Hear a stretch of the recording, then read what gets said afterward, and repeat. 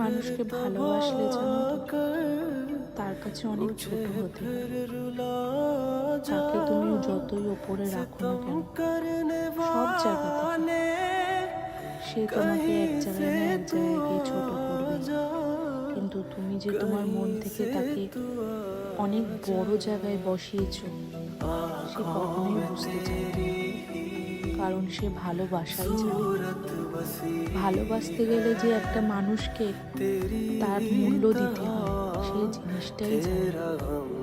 তার ভালোবাসার মানুষকে কেউ অপমান করুক, অবজ্ঞা করুক, সেই জিনিসটাই ও বুঝতে চায় না। কিন্তু তাই ঠিক করেছি যে তাকে আমি ভালো তো বাসবো, কিন্তু আর তাকে আমি বোঝাবো না।